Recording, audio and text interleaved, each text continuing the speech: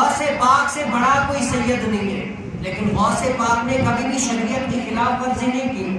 ایک مرتبہ غوث اعظم کیا نماز پڑھ رہے تھے، تو نماز پڑھتے پڑھتے بادل جو ہے نا ایسے ایسے نورانی چہرے والے ایسے بن گئے، تو کہا کہ اے پیر عبد القادر، ہم تیری عبادت سے خوش ہو گئے، آج سے تجھ پر کیا ہے، نمازیں معاف، روزے معاف، حج معاف، سب کچھ معاف، آج ہم تم سے راضی ہیں۔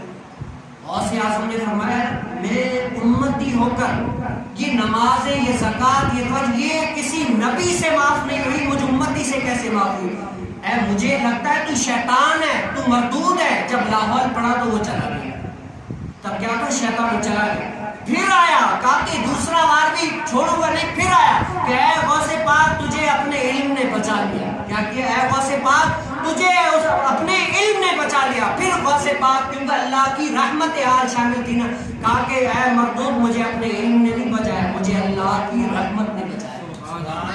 دونوں شیطانوں کی واروں سے اللہ کی رحمت سے بچ گئے۔ بتاؤ اگر سید غوث اعظم سے بڑا کوئی پیر نہیں ہے، غوث اعظم سے بڑا کوئی سید نہیں ہے، اگر اس ٹائم میں بھی غوث اعظم سے بھی اگر شریعت معاف ہو جاتی تو غوث اعظم فرماتے ہیں کہ بھائی بس اب چھوڑ دو نمازیں، چھوڑ دو روزے، چھوڑ دو اللہ کی عبادت، اب تم کیا کرو، بس پیر بن گئے، تمہارا جو ہے نا جنت کا ٹکٹ بن گیا۔ یہ وہ نہیں، غوث اعظم نے فرمایا اللہ کی اطاعت کرنی ہے، اللہ کی نافرمانی کی، بھلے بڑے سے بڑا پیر ہو پھر بھی اس کی اطاعت جائز نہیں ہے۔ یہ غوث اعظم کا فتویٰ ہے۔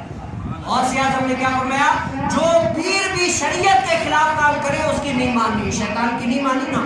کتنی بار، 2 مرتبہ ملا، دونوں مرتبہ کہا کہ لاہور والا قوت شیطان ہے، بھاگ جائے یہاں سے۔ اب کیا مطلب ہوا کہ جو دین کے خلاف کام کرتا ہے، اگرچہ وہ اپنے آپ کو پیر کہلائے، اگرچہ اپنے آپ کو سید کہلائے، ہم اس سید کو نہیں کہتے، اس کے اندر جو برائی ہے نا اس کو کہتے ہیں کہ یہ شیطانی عمل ہے، یہ شیطانی عمل ہے۔